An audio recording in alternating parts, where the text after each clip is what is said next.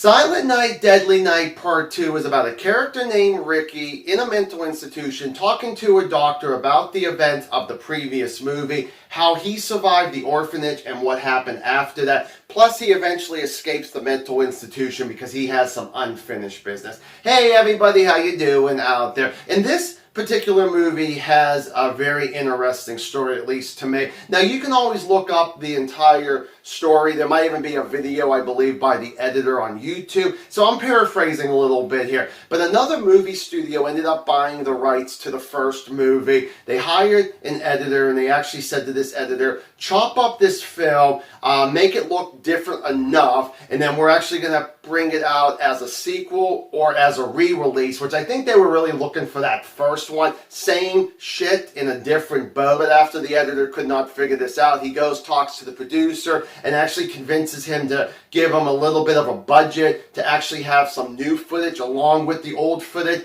The producer actually said yes, and we actually got this particular movie here. Now, as I already mentioned with the first one, I've never seen this movie. I've never seen any of the franchise, so I'm just going to jump right into the likes. And the first like I want to talk about is Ricky, played by Eric Freeman. He does such a great job. I just feel like that the director just let him go hog wild, let him just do whatever he really wanted to do, and he had such a fun time. He had a blast. I was having a fun time. I was having a blast watching what he was doing. I love his dialogue. Obviously, even if you haven't seen this movie, you got Garbage Day. But I feel like there's a lot of other dialogue as equally good as Garbage Day there. But he just made me laugh the entire time. There's a lot of times when he's talking. I don't think it's every single scene, but whenever he does talk, a lot of times his eyebrows go up in the air. I thought was really cool. When it comes to the narrative and his action side, he does such a great job, the way that he stares you down. If I saw someone on the street like him staring me down, I feel like I would be pissing my pants. I think one of my favorite scenes when it comes to that, because I didn't know if I was going to like it or not, was actually in a movie theater with Ricky, and I actually had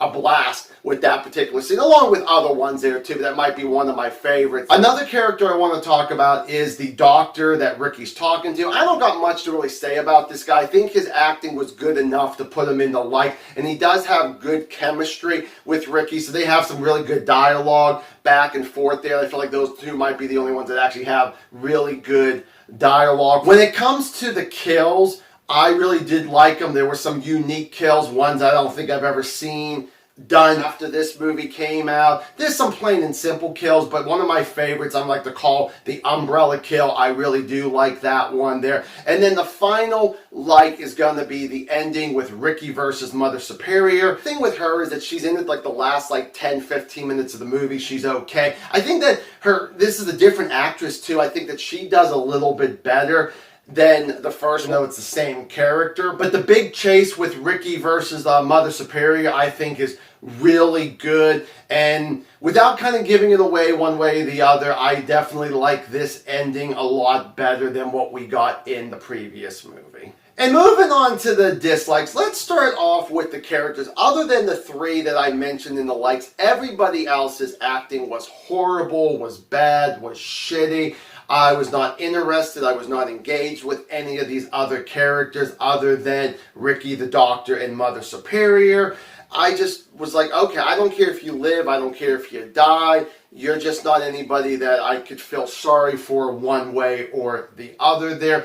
The first 5 minutes of this movie just felt like it was just dragging. It starts off with Ricky in a room, as I mentioned, in a mental institution. He's sitting down. He has a cigarette in his hand. You get a worker that comes in through the door. He's carrying something. It's actually a tape recorder. And while he's carrying this over to the table, he's staring Ricky down, trying to make sure that Ricky isn't going to do anything to him. Then the next thing you know, he actually grabs the plug and he starts slowly walking over to plug the recorder into the wall. And then all of a sudden something actually happens, and the guy, looks at Ricky, and Ricky's just he actually has like a lighter, and he's just flipping it up and down and making that little noise there, but this guy was really paranoid.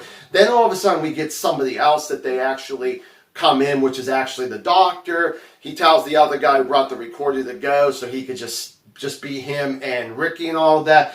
But like I said, it was like the first 5 minutes of this movie, but oh my God, I was just like, I get that they were trying to build a little bit of suspense there, but that did not work one bit for me at all. When we actually have Ricky talking to this doctor, again, love the dialogue, but he's actually telling the story, him as a little baby, but he does explain that Billy does explain to Ricky what exactly happened when Ricky was old enough about his parents getting killed by a man in a Santa Claus suit there. But I just love how he's telling his brother's story, and it's like I just saw this movie like 3 or 4 days ago, so unfortunately I'm like, I don't really care about Billy's story because I've already saw what was going on. I get the whole thing, here's your flashbacks and all that there, but it's like, wait, wouldn't Ricky be telling about his story? Well, also, when he finally does talk about his story, it's very boring. I don't care what exactly was going on with his situation. I almost felt like there should have been something more interesting going on. Yes, he's telling this story for the most part of this movie. It's pretty much him and this doctor in this one room for most of the time. When there's not a flashback, that's what they, go right back to there. But whenever they talk about Ricky as a kid and he leaves the orphanage, he was very happy with the foster parents that he actually got there. But it just seemed like, again, they were trying to pick some suspense where he sees these 2 nuns walking down the street and he's thinking something bad's going to happen. And I guess, spoiler, if you really want to call it, that's an old movie here, nothing actually really happens. He does freak out a little bit there, but nothing really happens. But even as an adult, I'm just like, okay, unfortunately, Ricky, you don't have a very interesting story, a very interesting life that's going on. Congrats that you got, able to survive the orphanage, raised by nuns there, have your foster parents. But even when you grew up yourself, it almost felt like that you had almost the exact same story as your brother to a point there. And I was just like, that is really not that interesting. And then the final thing is pretty much the entire story as a whole there. Yes, I understand that the producer wanted this just to be a completely same movie and call it part 2 and not have anything new footage. And I'm glad that we did get that new footage. But overall, when it came to the story, I really, unfortunately, did not care that much of what was going on. I was just having fun with Ricky's part, with his dialogue, with some of his action. But there really wasn't a lot of meat on the bone, unfortunately, when it came to something like that here. The script really... like I said, Ricky had the best, the doctor too, but everybody else, when it came to their dialogue, was shitty, as bad as most of their acting in this here. Thought it was directed okay here. Silent Night, Deadly Night Part 2, I'm going to go 1.5 out of 4 stars. Have you seen this sequel? Do you like it? Do you not like it? Give me a comment down below. We shall discuss it, and I will see you guys in the next video. Bye.